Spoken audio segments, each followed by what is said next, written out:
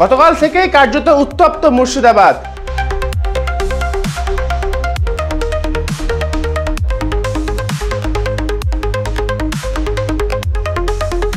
মুর্শিদাবাদের বিভিন্ন এলাকায় জারি করা হয়েছে 163 ধারা এবং গতকাল রাত থেকেই বন্ধ ইন্টারনেট পরিষেবা।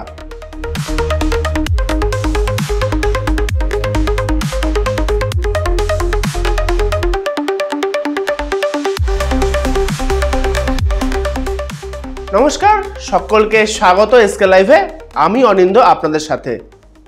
মুর্শিদাবাদ নামটা কিন্তু কার্যত বহুবার খবরের শিরোনামে উঠেছে, কারণ বলা চলে সেই এলাকা উত্তপ্ত এলাকা। ভোটের সময় হোক বা বিভিন্ন এলাকার সময় হোক, বিভিন্ন ঘটনা হোক, মুর্শিদাবাদ কিন্তু কার্যত উত্তপ্ত থাকে। আর মুর্শিদাবাদের বেশ কয়েকটি জায়গাও রয়েছে, সেই কটি সমস্ত সময় কিন্তু উত্তপ্ত অবস্থা থাকে। সম্প্রতি ওয়াকফ বিলের যে বৈঠক হয়েছিল এবং তারপরেই যে ওয়াকফ সংশোধনী বিল তার প্রত্যাহারের দাবিতেই কিন্তু যে সকল সংখ্যালঘুরা রয়েছেন তারা বিভিন্ন জায়গায় মিছিলে নামেন। গতকালও ঠিক তেমনটাই হয়েছিল।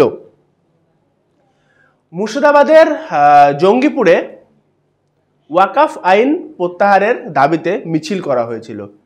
কি হয়েছিল পুরো ঘটনা আপনাদের একটু বলি।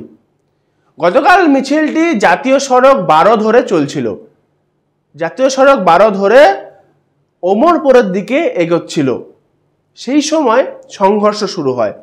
প্রতিবাদকারীরা কার্যত গাড়ি ভাঙচুর করে, আগুন ধরিয়ে দেয়। তার মধ্যে একটি কিন্তু পুলিশের গাড়িও ছিল। পুলিশ পরিস্থিতি নিয়ন্ত্রণে আনতে টিয়ার গ্যাস ছাড়ে, যেমনটা হয়, অতিরিক্ত ফোর্স নিক্ষেপ করে। আর এর পাশাপাশি কিন্তু সব মিলিয়ে ঘটনাস্থলে আন্দোলনকারী এবং পুলিশের মধ্যে শুরু হয় রীতিমতো খণ্ডযুদ্ধ। তার জেরেই কিন্তু আজ মুর্শিদাবাদের বিভিন্ন এলাকা যেমন রঘুনাথগঞ্জ, সুতি, বিশেষত এই দুই জায়গায় 163 ধারার আইন জারি করা হয়েছে। শুধুমাত্র তাই নয়, তার পাশাপাশি কিন্তু ইন্টারনেট পরিষেবা তাও বন্ধ রাখা হয়েছে।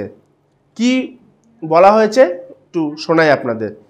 মঙ্গলবার সন্ধ্যা 6টা থেকে আগামী বৃহস্পতিবার 6টা পর্যন্ত রঘুনাথগঞ্জ এবং সুতি এলাকায় 163 ধারার আইন জারি থাকবে। এর পাশাপাশি প্রশাসনের পক্ষ থেকে এটাও বলা হয়েছে যে মঙ্গলবার রাত অর্থাৎ গতকাল রাত থেকে আগামী 11ই এপ্রিল শুক্রবার পর্যন্ত জেলার ইন্টারনেট পরিষেবা সম্পূর্ণরূপে বন্ধ থাকবে। এই যে মূলত এতক্ষণ ধরে যে আপনাদের পুরো বিষয়টি বলছিলাম, তার মূল কারণ কিন্তু এই ওয়াকফ বিল।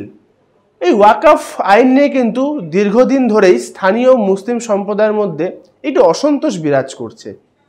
তাদের বিভিন্ন অভিযোগ রয়েছে, যেমন এই আইনের ফলে তাদের ধর্মীয় সম্পত্তি এবং ঐতিহ্য বিপন্ন হয়ে যেতে পারে। তাই এর আগেও কিন্তু এই আইনের প্রতিবাদে বিভিন্ন জায়গায় ছোটোখাটো বিক্ষোভ হয়েছে।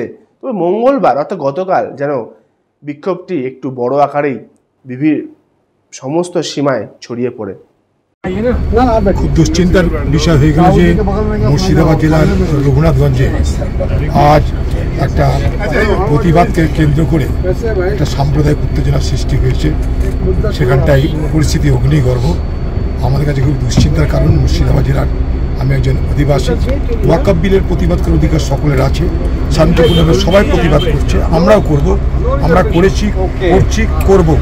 কিন্তু কোনো প্রতিবাদী যেন কোনো সাম্প্রদায়িক রং না নেয়, কোনো সাম্প্রদায়িক উত্তেজনা সৃষ্টি না করে, মুর্শিদাবাদবাসী সর্বস্তরের মানুষের কাছে এটা আমার একান্ত আবেদন। দেখুন, এই মুহূর্তে জঙ্গিপুর এবং তার সাথে সংলগ্ন এলাকার অবস্থা অত্যন্ত ভয়ঙ্কর এবং যেভাবে পশ্চিমবঙ্গ সরকারের সহযোগিতায় এই জেহাদিরা যেভাবে উৎপাত করে বেড়াচ্ছে, যেভাবে গণতান্ত্রিক দেশে অগণতান্ত্রিক আন্দোলন চালিয়ে যাচ্ছে এবং যেভাবে পুলিশের উপর হামলা হয়েছে, তাতে এটা পরিষ্কার হয়ে যাচ্ছে যে পশ্চিমবঙ্গের পুলিশই যদি সুরক্ষিত না হয় তাহলে এই পুলিশ কাদের সুরক্ষা দেবে? জঙ্গিপুর তথা মুর্শিদাবাদ জেলায় তো হিন্দুরা সংখ্যালঘিষ্ঠ, তাহলে সংখ্যালঘুদের এই অর্থাৎ হিন্দুদের তাদের সুরক্ষার দায়িত্ব কার? এবং মমতা বন্দ্যোপাধ্যায় এবং তার সরকার পুরো পরিকল্পনা করে এই ঘটনাগুলো ঘটতে দিচ্ছেন, যাতে এই 26,000 চাকরি চলে যাওয়া এই বিষয়টি থেকে পুরো মিডিয়া এবং জনগণের কনসেন্ট্রেশন যেন অন্যদিকে চলে যায়, কিন্তু আমরা এটা হতে দেব না। এবং আমার মনে হয় রাজ্য সরকারের উচিত, আপনার পুলিশ যখন পারছে না, আপনার পুলিশ যখন নপুংসক পুলিশে পরিণত হয়েছে, কেন্দ্র সরকারকে বলুন প্যারামিলিটারি ফোর্সেস পাঠাতে, বিএসএফ কে পাঠাতে, দেখবেন সব ঠান্ডা হয়ে যাবে। আর ঠান্ডা কিভাবে করতে হয় কেন্দ্রীয় ফোর্সেস জানে, একটা বাড়ি পড়লে পরেই সব ঠান্ডা হয়ে যাবে। কিন্তু এই পুলিশ পারবে না, কারণ এই পুলিশও পারতো, কিন্তু মমতা বন্দ্যোপাধ্যায় যতদিন পুলিশ মন্ত্রী মুখ্যমন্ত্রী আছেন ততদিন পারবে না, কারণ এই পুলিশের কাছে স্ট্যান্ডিং ইনস্ট্রাকশন আছে যে মুসলিম দুষ্কৃতীরা যদি এই ধরনের কিছু করে পুলিশের তরফ থেকে যেন কোনো রকম কোনো ব্যবস্থা নেওয়া না হয়। এই ওয়াকফ বিলটা আপনাদের সকলেরই প্রায় জানা। এটা নিয়ে সংশোধন বিল অর্থাৎ সংশোধন বিল, সেখানে মূলত কি ঘটনা হয়েছিল একটু আপনাদের বলি।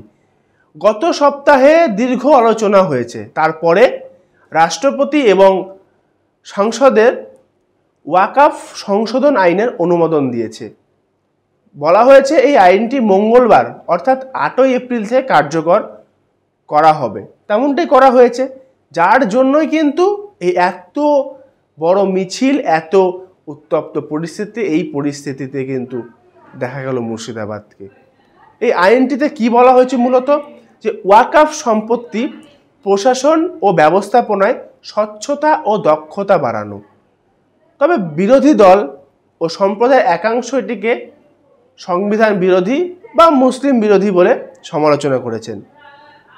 মুর্শিদাবাদের প্রতিবাদকারীরা এই মিছিলে বলে, সংবিধান আমরা মানছি না, সংবিধান আমরা মানব না, যা কিন্তু সামাজিক মাধ্যমে ব্যাপকভাবে ছড়িয়ে পড়েছে।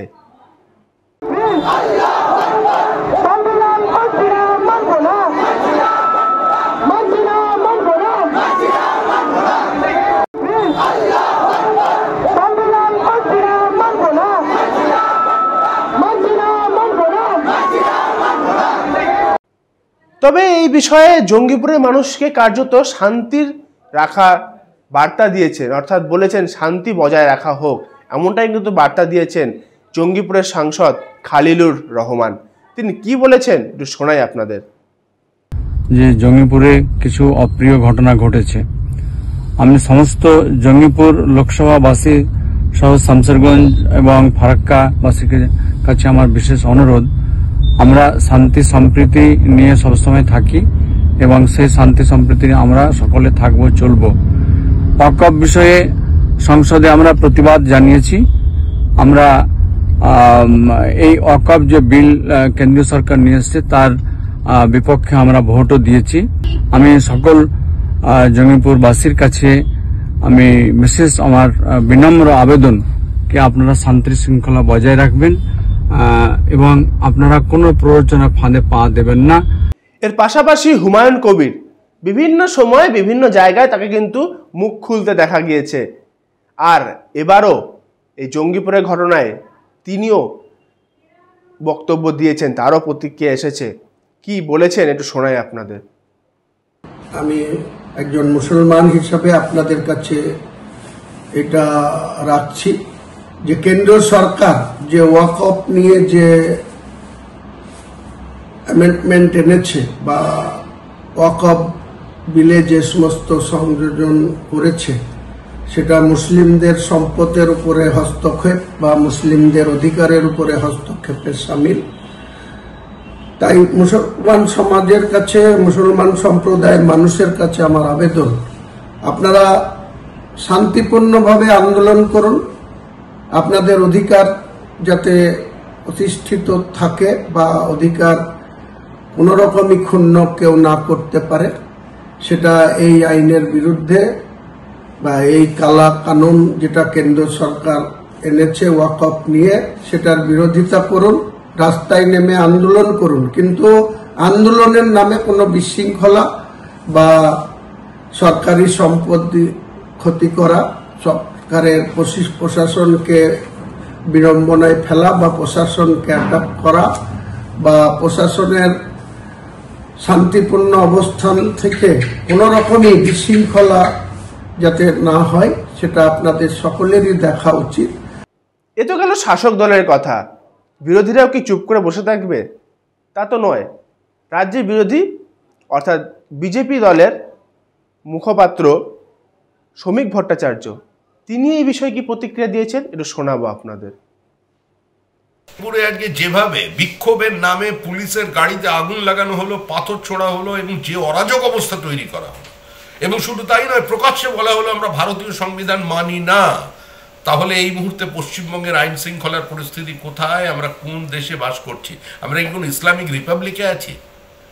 কাশ্মীরে পাথর ছোড়া বন্ধ হয়ে গেল, পশ্চিমবঙ্গে চালু হয়ে গেল। সিদ্দিকুল্লাহ চৌধুরী তিনি বলছেন পুলিশ আগে আক্রমণ করেছেন, পুলিশ গণ্ডগোলের সূত্রপাত করেছে, এই ঘটনার জন্য পুলিশ দায়ী। আর তিনি মন্ত্রী, যিনি মন্ত্রী, যার প্রশাসন, তার প্রশাসক পুলিশ, আর সেই পুলিশ আক্রান্ত, তাকে তিনি সমর্থন করছেন। এরপরে কি এই সরকার পশ্চিমবঙ্গে টিকিয়ে রাখবার কোনো প্রয়োজন আছে? আর না হলে মুখ্যমন্ত্রী ছেড়ে দিন, মুখ্যমন্ত্রী ছেড়ে সিদ্দিকুল্লাহ চৌধুরীকে মুখ্যমন্ত্রী বানিয়ে দিন, কারণ ভবিষ্যতে তো ওনারাই চালাবেন মনে হচ্ছে। বিভিন্ন রাজনৈতিক ব্যক্তিত্ব তাদের মতামত আপনাদের জানালাম, শোনালাম, এর পাশাপাশি সেই চিত্র তুলে ধরলাম। তবে এই ওয়াকফ বিল তা নিয়ে কার্যত কিন্তু রাজ্য জুড়ে তোলপাড় হয়ে গিয়েছে। আর তার মধ্যে সবচেয়ে উত্তপ্ত হয়েছে মুর্শিদাবাদ। এই মুর্শিদাবাদে কিন্তু বিভিন্ন সময় বিভিন্নভাবে উত্তপ্ত হয়েছে কার্যত। সেই রেস টেনে কিন্তু কালকের ঘটনাও আমরা দেখলাম, আগুন জ্বলছে মুর্শিদাবাদে। এই আগুন কবে নিভবে? বা এই ইন্টারনেট পরিষেবা বন্ধ, অর্থাৎ ওখানকার কিন্তু সমস্ত যোগাযোগ ব্যবস্থাই কার্যত বন্ধের মুখে। কারণ বর্তমানে ইন্টারনেটে সব কিছু, আপনারাই ভালো বুঝবেন সেটা। এই আগুন কবে থামবে বা মুর্শিদাবাদ আবার কবে শান্ত হবে, সেদিকে তাকিয়ে রয়েছে বাংলার সকল মানুষ। বিভিন্ন খবরের আপডেট পেতে অবশ্যই দেখতে থাকুন এসকে লাইভ। আপনার সময়, আপনার খবর। 6 টাকায় 1 কোটি কোটি টাকা, 6 টাকায় 1 কোটি মাত্র 6 টাকায়? হ্যাঁ সত্যি, কিনুন ডিয়ার সাপ্তাহিক লটারি মাত্র 6 টাকায় আর পেয়ে যান প্রথম পুরস্কার 1 কোটি টাকা।